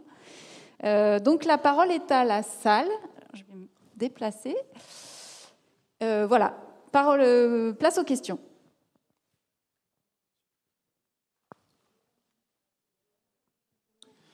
Bonjour, Pascal Joanneau, je suis dans un projet d'habitat participatif à Nancy qui s'appelle À l'abri des tuiles. Donc je n'ai pas vraiment une question, mais juste un complément par rapport à 2 intervenants. D'abord, monsieur Antoine Roff. Vous faisiez remarquer que tous les participants à votre projet avaient autour de 65 ans et que dans 20 ans, ils allaient avoir 85. Bon, c'est un cas un petit peu particulier parce que quand il se crée un habitat participatif senior, on n'a pas tous forcément exactement le même âge. Et je dirais qu'il y a surtout quelque chose qui est important, c'est qu'on ne va pas forcément vieillir tous de la même façon. Et il se fera après le renouvellement forcément par des personnes plus jeunes, comme ont pu le faire remarquer les représentants de Chamarel. Voilà. Donc je voulais apporter ce complément d'information. Et puis, par rapport à M. Laurent Gillet, par rapport à son intervention, où vous posiez la question comment aider les projets d'habitat participatif. Bon, c'est vrai que ce n'est pas la peine d'aller réinventer ce que parfois d'autres ont passé des années à mettre au point ou à réfléchir. Il faut s'inspirer, il faut aller visiter les habitats participatifs, mais il faut quand même que chaque habitat participatif a sa propre identité. Et il faut qu'elle crée quand même ses propres valeurs, sa propre identité. Donc, simplement, ce que peuvent apporter les villes, et surtout les grandes villes, au projet d'habitat participatif, ce serait de réserver, parce que le plus difficile finalement, dans le milieu urbain, pour créer un habitat participatif, c'est le foncier. Le reste, on arrive à le résoudre au niveau du groupe. C'est le foncier. Et ça serait de réserver des emplacements pour l'habitat participatif. Et pas les emplacements que les promoteurs ne veulent pas, mais des vrais beaux emplacements. Voilà.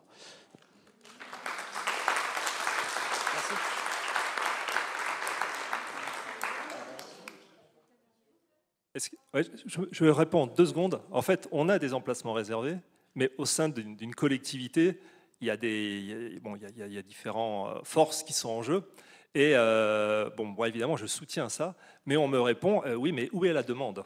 Et c'est ça le problème, c'est qu'on essaie de pousser à des projets, mais on a du mal. On avait à un moment demandé à une association de faire une pépinière pour de l'habitat participatif, et de cette pépinière a émergé un groupe. Or, pour moi, une pépinière, j'aurais imaginé plus de groupes, et pourtant on est juste à côté de Genève.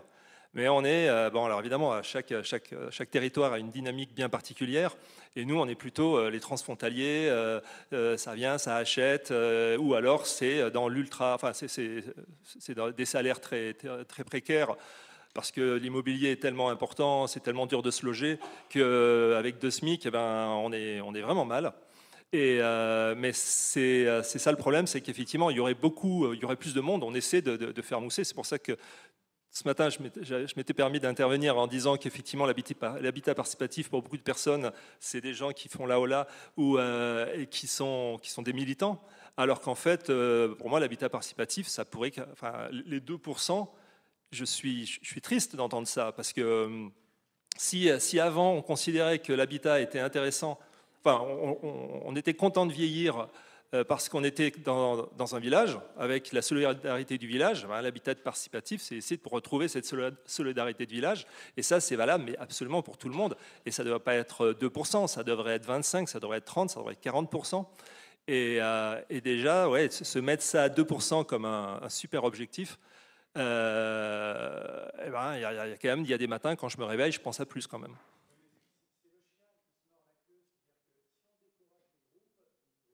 Oui, non, mais on les a. Enfin, ouais.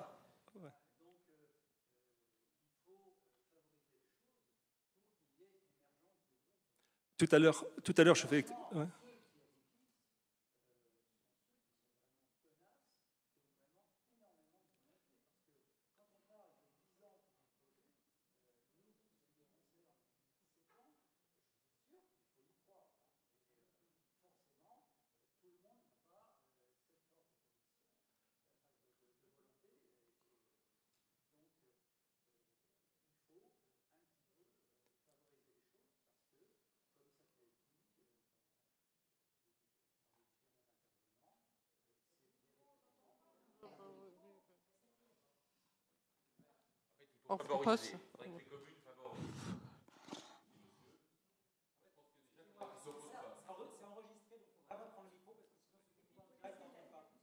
C'était pour répondre, non, mais c'était pour répéter ce que monsieur disait, elle n'avait pas entendu.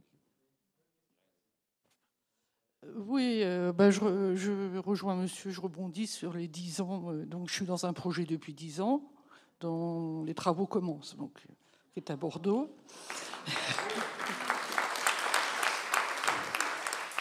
Et ce projet est principalement assis sur la plus grande mixité possible, à l'intérieur, mixité tout azimut, dont l'intergénérationnel. Et moi, je voudrais intervenir sur le problème des financements par filière, qui sont assez finalement difficiles à mettre en œuvre quand on a un projet à grande mixité. Et je prends la question, il y a par quota décidé au départ, 5 seniors sur 24 logements et 4 handicapés. Mais ça, je parle des seniors. Ces seniors ont l'obligation, c'est une opération en accession à la propriété, ces seniors ont l'obligation d'acheter une pièce en plus pour pouvoir loger quelqu'un qui, en vue de leur peut-être dépendance un jour, pourrait les accompagner. En attendant, et ça peut évoluer, ils ont l'obligation de loger un étudiant. Un étudiant, il faut dire qu'on est sur un campus universitaire, donc les étudiants sont là, à un prix tout à fait modeste. L'idée n'est pas de faire des prix. Eh bien, ces seniors, nous ont l'investissement à faire de cette... Il faut qu'ils l'achètent quand même, en plus à Bordeaux, et pour accueillir cet étudiant, on ne trouve aucun financement. La collectivité nous a dit qu'elle ne voulait pas participer. On est dans un domaine un peu privé. Il n'y a rien pour aider ces seniors, soit à l'acquisition, soit après, certes, ils vont louer, mais à prix modeste ou à l'équipement et tout, pour les étudiants. Donc là, on réunit deux populations différentes. Ça peut être très bénéfique pour le projet, d'ailleurs on y compte bien, mais le financement senior, on n'en a pas trouvé. Voilà. Parce qu'on est en accession à la propriété, et donc c'est financé, c'est une copropriété. Je rejoins ce que vous disiez tout à l'heure, madame. On ne finance pas les personnes. Or, on va offrir 5 logements étudiants à prix modeste. Voilà.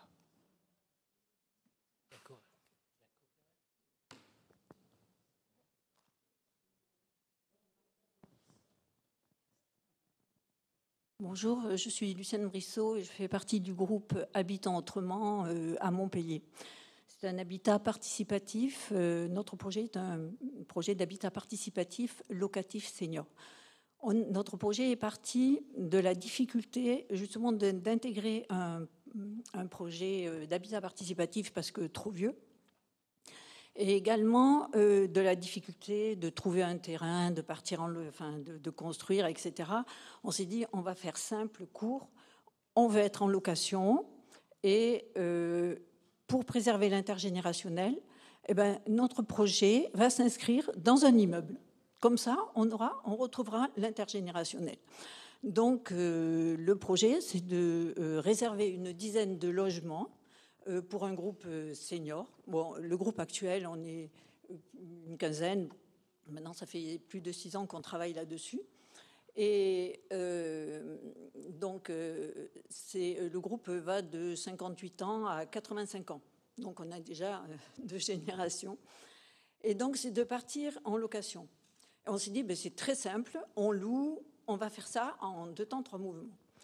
Et en fait, on a de grosses difficultés parce que dans le groupe, on a des retraites très différentes qui vont du logement du PLAI, qui relève du PLAI, au libre. Et donc, cette location en mixité sociale est actuellement impossible à réaliser. On a d'énormes difficultés. Donc, actuellement, on est toujours en recherche. On a trouvé un bailleur qui est quand même intéressé par le projet. Dernièrement, on a trouvé plusieurs bailleurs qui étaient intéressés par le projet. Mais la réalisation, voilà, on n'y arrive pas. Alors, vous avez un groupe qui est prêt, qui travaille, qui fonctionne bien. On a résisté au confinement par WhatsApp, par des Zooms, etc. Et voilà, donc on est en recherche de bailleurs, on est en recherche de fonciers, de caisses de retraite, enfin de fonciers, de bailleurs qui trouvent un foncier, puisqu'on serait en location. On doit dire que, quand même, on remercie encore Malakoff, Myrick, puisqu'on a reçu le prix Habitage Sud-Ouest en 2019, le premier prix, voilà. Et donc, voilà, s'il y a un bailleur prêt à partir, on veut bien être projet pilote. On veut bien être projet pilote et avoir un comité de suivi, c'est ce qu'on demande dans notre projet. Voilà.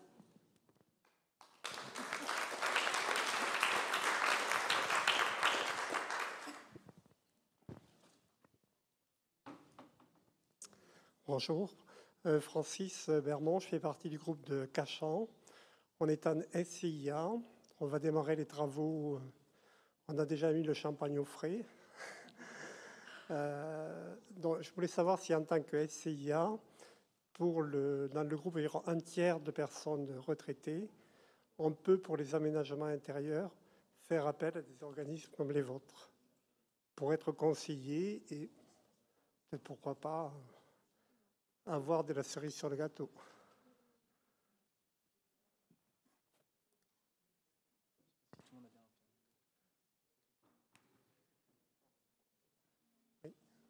Alors, la question, je ne parlais pas assez fort, en tant que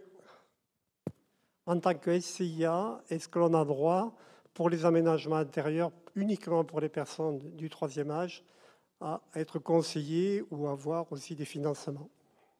Alors, tout dépend ce que vous entendez par aménagement intérieur. Est-ce que ce sont des aménagements spécifiques à la personne? Et là, on rentre dans l'aide à l'habitat individuel des caisses de retraite. Donc oui, là, ça rentre en ligne de compte, c'est-à-dire que voilà, ça va être un aménagement de salle de bain s'il y a besoin, ou un aménagement de sol ou de chauffage. Voilà, là, on va être sur l'habitat individuel. Ou bien, est-ce que ce sont des aménagements collectifs qui vont bénéficier à l'ensemble? Les deux? Voilà, bah, il faudra regarder. Hein, je ne peux pas vous répondre comme ça. Il faudrait regarder le projet. Vous êtes basé sur quelle commune? J'ai pas entendu. Ah, en région parisienne, par contre, bah, ça ne sera pas chez nous, puisque moi, je suis sur Rhône-Alpes, en fait. Hein. Donc, en fait, les CARSAT sont sectorisés. Alors, pas exactement sur la couverture des régions Auvergne-Rhône-Alpes, hein, à l'inverse de la G2R, qui est bien sur Auvergne-Rhône-Alpes. Nous, on est sur Rhône-Alpes. Donc, je vous invite à contacter la caisse d'Île-de-France. Et de la même façon, pour madame qui était à Montpellier, c'est la caisse de Montpellier. Voilà. Ouais, le circuit est vraiment celui-là. Hein, c'est vraiment alors, si c'est vraiment de l'aide à l'aménagement de l'habitat, il faut identifier. Alors, on a des circuits encore très compliqués hein, sur l'action sociale. Demain, c'est pour ça qu'on a aussi l'atelier. Parce que vous avez, en fonction, si on est vraiment sur la question de la prévention, sur les personnes qui ont l'APA, allocation personnelle à l'autonomie. Donc, déjà, il faut être fier de la. Dans ce cas-là, c'est plutôt le conseil départemental ou l'institution de retraite complémentaire, Agir Carco ou d'autres régimes qui interviendra. Si vous êtes en GIR 5-6, dans ce cas-là, c'est plutôt la CARSAT. Donc, vous voyez, déjà, il y aura sur l'individuel, il faudra voir, en tout cas par rapport à l'état de santé, quelle est la porte d'entrée à privilégier. En effet, sur les aménagements d'espaces collectifs, on peut, en tout cas, je parle sous surveillance en tout cas de mes voisins, on peut apporter une aide en tout cas sur du matériel, de l'adaptation des communs, en tout cas sur les temps d'animation. On ne sera pas sur le financement, parce que c'est une posture conseil départemental dans le cadre de l'habitat inclusif, mais sur l'aide d'aménagement sur un commun, sur un lieu de vie commun, une salle à manger commune, on pourrait intervenir sur l'aide à l'investissement. Sur les process investissement plutôt sur du lourd, c'est vraiment sur le bâti en lui-même. Alors, donc il y a l'atelier demain, donc je ne parlerai pas au nom de la CARSAT, mais au nom des institutions de retraite complémentaires, notre fédération engage des travaux. Alors pour l'instant, on aurait souhaité que ces travaux soient finalisés pour vous en donner toute la teneur, mais une réflexion de comment on peut réorienter, ce que disait Christophe, réorienter en tout cas notre investissement qui était en EHPAD sur l'investissement sur l'habitat intermédiaire entre tout le collectif. Pour l'instant, on n'a pas encore les process. On espère que d'ici la fin de l'année, notre fédération en tout cas, aura décliné ce process. Et donc, on pourra travailler en tout cas sur 2022 sur des projets sur de l'investissement lourd.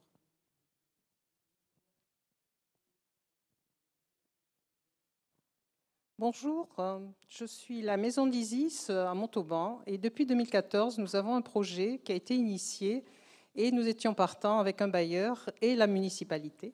Sauf que 2020, juste avant le confinement, échec total du projet. Et donc, nous nous sommes retrouvés juste avant le confinement avec cet échec. Nous avons essayé de repartir et nous sommes un peu comme Habiter autrement de Montpellier, c'est-à-dire que nous sommes des seniors et nous sommes partis avec un habitat uniquement senior, mais avec une mixité à l'intérieur. Et nous avons aussi une personne qui est malvoyante. Et donc, nous sommes dans de l'inclusif en même temps. Donc, nous essayons de faire ce projet donc, depuis 5 ans. Et comme Montpellier, nous nous heurtons à des impossibilités quand on parle surtout de parties communes. Ce qui ressort, c'est que les parties communes, si on veut une salle commune, c'est impossible à faire, ça coûte trop cher. Alors, on a réduit toutes nos surfaces pour justement avoir une salle commune, justement pour ça, et plus on réduit, et moins on a de salle commune. Donc il y a quelque chose qui est quand même assez insupportable quelque part. On a essayé même avec un promoteur privé, parce qu'on s'est dit, finalement, si le bailleur ne peut pas faire, pourquoi pas, voyons voir, avec un promoteur privé. Sauf que là, à la sortie, il manque 25 000 € tous les mois, donc voilà comment on fait. Voilà, donc on a quelques difficultés et on aimerait bien que ce soit entendu quelque part parce que le département, la mairie ne fait pas forcément, enfin au départ, au départ nous étions le phare absolument. Mais là maintenant il s'est éteint, mais d'une façon incroyable. Donc voilà, donc nous sommes comme Montpellier à la recherche d'un bailleur qui aurait envie de faire quelque chose, parce que le groupe il est constitué, il travaille avec, à l'âge dans une recherche participative sur le vieillissement, le bien vieillir et vieillir autrement et aller jusqu'au bout. Donc voilà, il me semble que les seniors, ils ont envie qu'on les connaisse, se faire connaître, et on n'est pas juste des catégories qui sommes incapables ou qui sommes juste des consommateurs. On va nous faire de la domotique, on va nous faire de la prévention. Non, on est aussi capable d'être représentatif. Voilà, merci.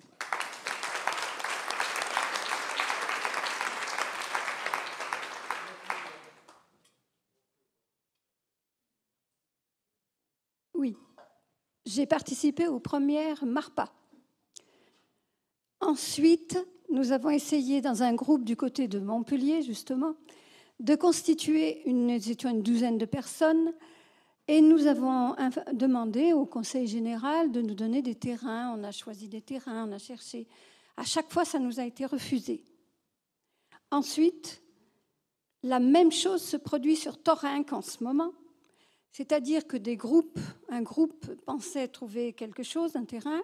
Non, la mairie a décidé de l'acheter. Ensuite, ils ont trouvé une espèce de château. Non, ça a encore été acheté. Un autre groupe que je connais et avec qui j'essaye de travailler, c'est les électrosensibles.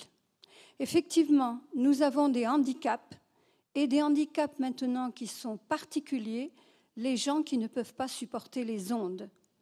Et donc, il y a une recherche, et ça c'est assez difficile, de trouver des lieux où effectivement on peut aménager quelque chose sans qu'il y ait les ondes pour que les gens puissent vivre normalement.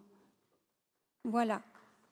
Donc, il y a au moins toutes ces choses, si vous voulez, dont je souhaitais parler pour que peut-être que nous devons monter une association des aînés pour arriver, pas seulement pour nous, parce que je pense qu'il y a des jeunes électrosensibles aussi, où nous devons trouver des solutions pour ces types de handicap. Ce n'est pas que les personnes âgées, là. Hein. Voilà, merci.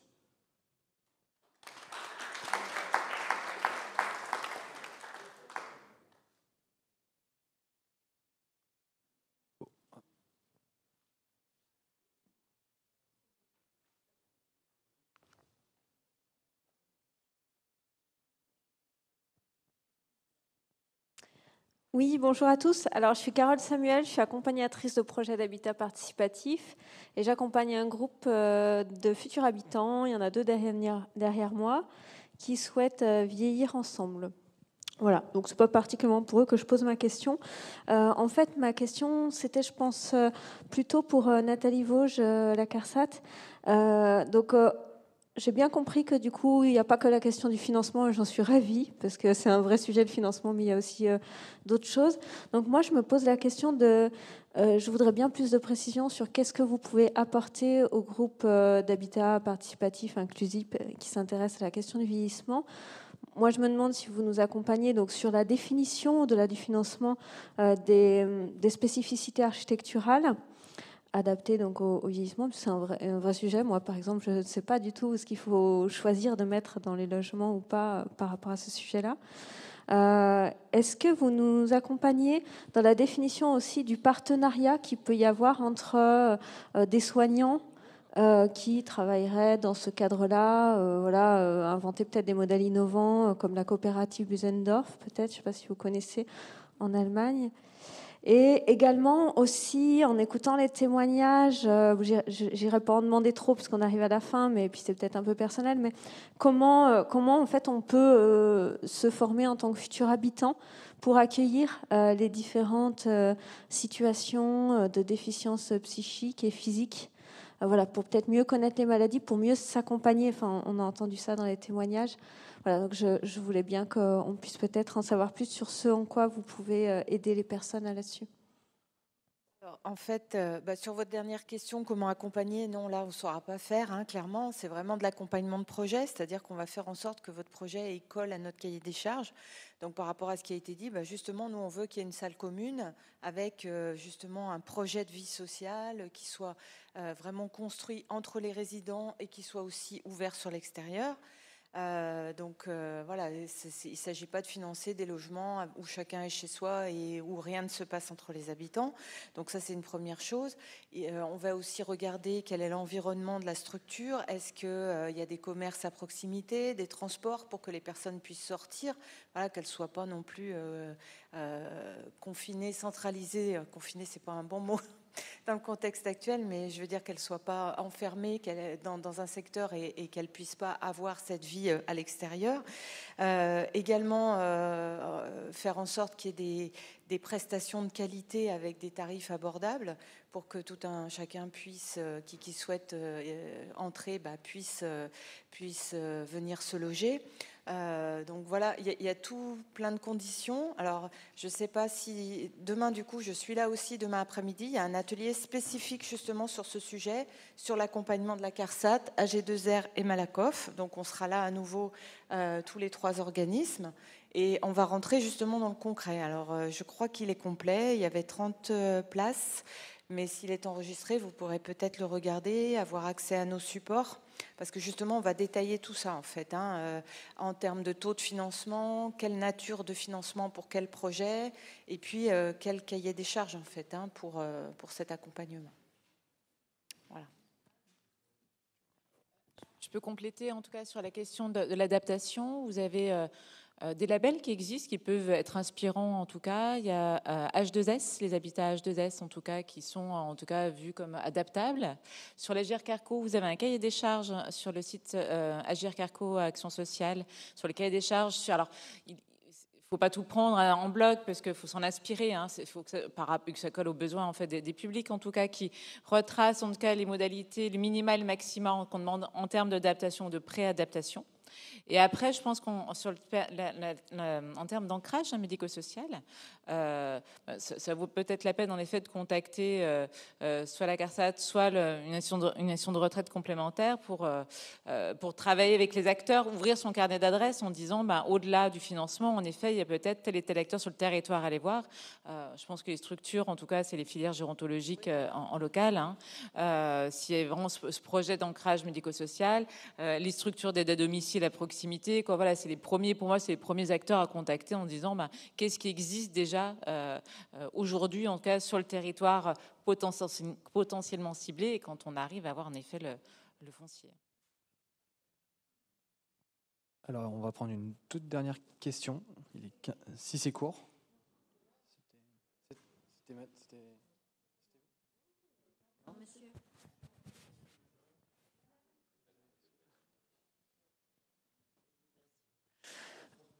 Bonjour, Élodie Desmith du collectif Échafaudé qui accompagne des projets d'habitat participatif dans la région angevine. Je voulais surtout m'adresser à Antoine, dont j'ai oublié le nom de famille. J'ai beaucoup aimé la réflexion que vous avez eue pour anticiper comment, une fois que vos colocataires, vos cohabitants entreraient dans l'âge, comment vous pourriez rebondir sur site. Donc avec l'idée d'abord de l'aide à domicile mutualisée, de la réserve thérapeutique, la réserve foncière. Après, quand vous avez intégré donc le club des 6 et la solution avec les 3 logements au-dessus à l'étage qui seraient loués dans un premier temps à des familles sur des contrats courts, quoi. Ma question, c'était justement comment, quand le besoin arrive pour l'un d'entre vous, comment vous pouvez récupérer ce logement puisque vous partez sur un bail qui peut-être du coup est adapté. Donc quel est-il? Et juste peut-être pour monsieur l'élu et donc tous les autres élus s'il y en a ici, si vous avez des terrains à proposer, peut-être qu'ils peuvent être inscrits sur la cartographie HPF où il y a déjà, on recense les personnes qui cherchent, les groupes qui existent déjà ou quoi. Peut-être qu'on pourrait ajouter une épingle pour des terrains disponibles proposés par des collectivités. Merci Antoine et merci Pierre. Très rapidement alors, c'est ça? La réponse aussi rapide que la question. Juste pour c'est des contrats de location. Alors, ça s'adresse à des publics, par exemple des étudiants qui vont faire une année d'études. On a beaucoup de militaires à Draguignan, comme vous le savez, on a Canjuers, bref. On a des gens qui viennent comme ça pour des périodes assez courtes, 1 an, 2 ans. Et en fait, on sait qu'une personne qui va basculer dans une dépendance ingérable. En fait, ça ne va pas se faire comme ça, pof, du lundi au mardi. Donc, en général, ça s'installe. Et du coup, on peut réserver ces appartements. Voilà. Et c'est le Club des 6 qui finance ces 3 appartements et qui les loue à qui on veut, nous. Voilà. Alors, il y a la solution des meublés, la solution de choses comme ça, qui sont des baux assez courts. Parce qu'effectivement, on ne va pas virer quelqu'un, tout d'un coup, qui est là depuis 15 ans. Exactement. Bah oui, mais après, il faut dire que la personne qui va venir va quitter un appartement qui est plus grand pour aller dans un appartement qui va être plus petit, ce qui était une ressource d'ailleurs pour permettre à cette personne peut-être d'aider à payer des aidants. Et du coup, l'appartement grand, il se libère. Si vraiment il y a un drame de conscience, on peut toujours faire un truc comme ça.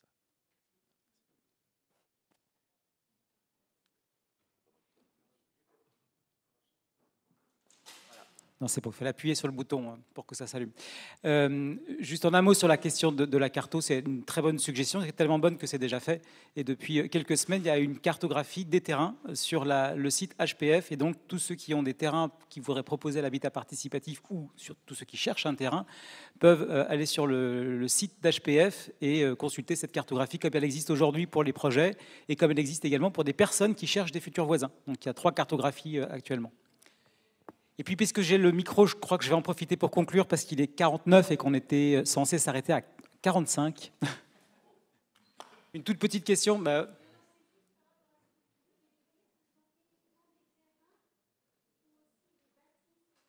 Non, c'est ce qu'il y a avant, terrain ou bâtiment. Enfin, il peut y avoir les deux, absolument. Ouais. Il peut y avoir les deux. Et il y a aussi une carto des élus favorables à l'habitat participatif. Ouais. Qu'on a hâte de voir se remplir à toute vitesse. Bon, je vais pas être très très long sur la conclusion, peut-être juste revenir sur le premier constat et la satisfaction, c'est que le sens est complètement partagé, c'est-à-dire qu'on n'a eu aucun échange sur la pertinence de l'habitat participatif pour le bien vieillir, que ce soit dans l'auditoire, que ce soit sur les témoignages qui étaient quand même particulièrement éclairants à ce sujet et sans équivoque. Enfin, je veux dire, il y a quasiment pas d'ombre au tableau, ou par nos partenaires qui sont aujourd'hui avec nous. C'est pertinent, il faut faire quelque chose. Alors, chacun le fait à sa manière, c'est-à-dire que les habitants, et je vais reprendre peut-être le mot de Michel Coltin qui disait en fait les habitants, même s'ils n'ont pas tout pensé à l'avance, ils sont tellement habitués du fait d'avoir déjà développé ces projets qui ne sont pas simples à surmonter des difficultés que le jour où le problème se pose, on met en place de l'intelligence collective et on trouve une solution. Et ça, c'est la force des projets d'habitat participatif que d'être capable de gérer l'imprévisible et de le gérer de manière intelligente en mobilisant du partenariat, c'est-à-dire en le gérant pas seul, mais en le gérant à plusieurs en interne et à plusieurs en externe, puisque très rapidement, le réflexe a été pris de monter des partenariats, d'aller chercher des relais, ce qu'on fait d'ailleurs aujourd'hui avec vous. Donc cette faculté-là, il faut pouvoir lui donner une place. Et c'est ça qui n'est pas toujours facile dans le monde, le millefeuille administratif français, c'est que donner une place à l'imprévisible et puis donner une place même aux habitants, j'ai envie de dire, c'est quelque chose qui n'est pas encore complètement rentré dans les mœurs. Et si on y contribue un petit peu avec l'habitat participatif, eh ben, ce serait déjà un grand pas en avant.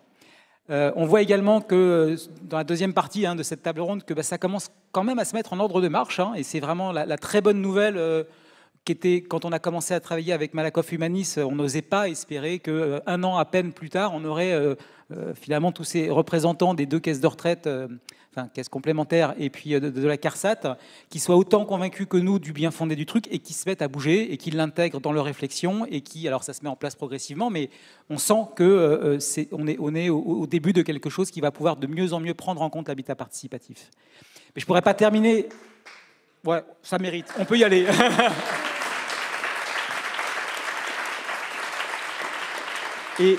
Et revenez les applaudir demain après-midi, puisqu'il y aura un atelier qui est animé par les AG2R et Malakoff Humanis, qui sera justement plus orienté, non pas sur le pourquoi, mais sur le comment.